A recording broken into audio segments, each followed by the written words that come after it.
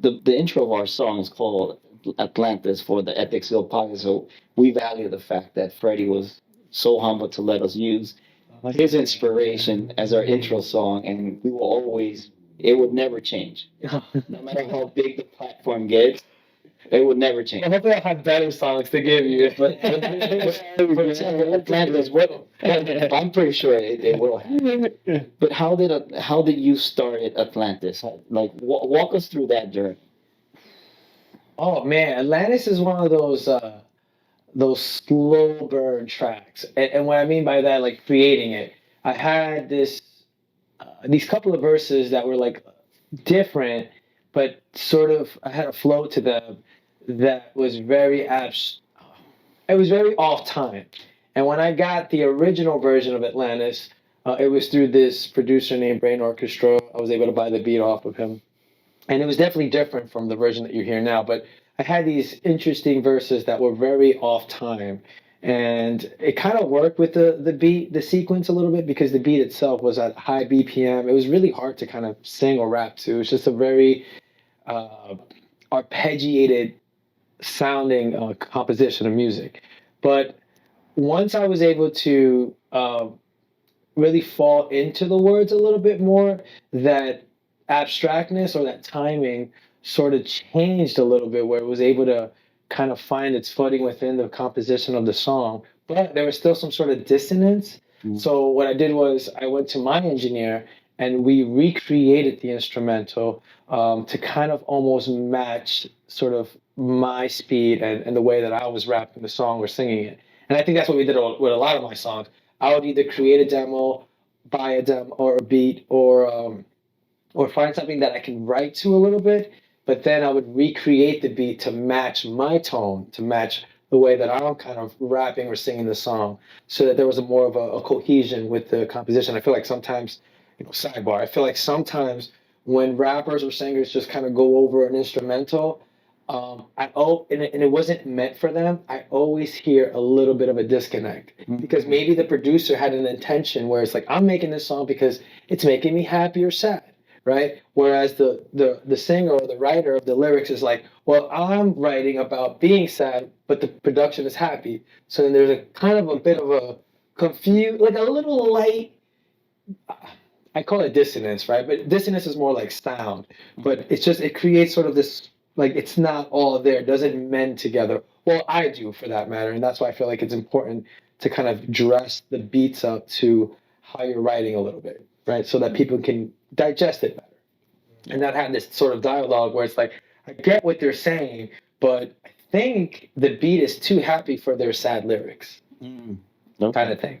But anyways, so once I had the final version of Atlantis, I kept working those lyrics, and now that I found the right background music or composition to kind of jump into, and ultimately, once I was done writing the song to its full to its final result, I then was able to really see the song for what it was, and then I was able to finally do a last recording where I didn't change the words necessarily, but it was more like the inflection or the way that I delivered it or the way that I was saying it. There's, you could say I love you in like so many different ways. Saying I love you is just all dependent on your tone, right? And how you deliver it and your frequency. So same thing. So I had to really break down every bar, not just to change the words, but to like change the tone. And Atlantis is a song of warning. And so I was trying to emulate that a little bit. Like we're good right now, but you got to understand there's something happening that's kind of taking us on this other path that might not be good for everyone. And I use the song or the title Atlantis to kind of help showcase that, right? Because we all know what happened with this great city that stunk, right? And so I think America plays into that really well. If you get a chance to see the video as well, I do kind of use this whole these two characters, one in black, one in white. White is essentially, I like to call it, they can be aliens, they can be angels, but they come down and they see this world, they see this reality, and it's wondrous and it's vast and it's big and it's lively and it's active. So in the video you see me with smiles and curiosity, right? But then you see me in black, and that's me after being there for so long that, wait a minute, there's something off here. And I think, there's a message, a warning, I must say, for everyone, so that they know, like, there's something not right here. And I think, we should all look into this a little bit. But yeah, Atlantis is a very high impacting song. I love just the overall composition. I think it's one of those songs that I love to perform. Actually, all my songs I love to perform. And I think I'll never stop loving to performing those songs because of how long they took me to write. The album took me 10 years to put together. Wow. Right. And I've had these songs kind of just, like you said, marinating and stewing for years, just so that like I can really understand them. And I kind of understand them. I think they're still revealing themselves to me as I grow. I'm like, wow, I didn't know I knew that.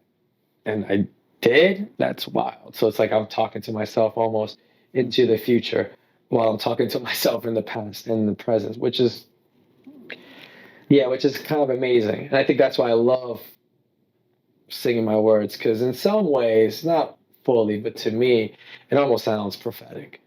Yeah, I don't know, Kevin, because to me, the song is very mystical.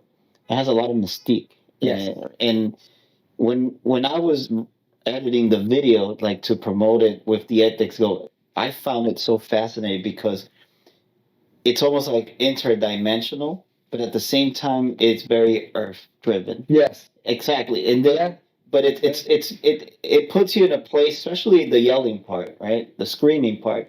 It's like, are you asking for help, or what is it that you feel free? So you can interpret in those two ways, right? Yeah. And when I was editing it, I remember just being like, wow, this song has not only good lyrics, but the beat is so good that you can do anything with it, right? So yeah, working editing on the video was something that opened my eyes to something you're saying, and I think that's what makes it hard to create music, because like you said, what is your real identity when you write something and then you want to sing it? Do you have to base it on the beat or not? And like you said, you edit the lyrics and your style into the beat. Because if you do it, if you're focused more of the beat, then how truthful is that to you? Yeah. Does it really connect? How do you feel, Kevs, when I told you, like, hey, this is the song? What was your thought?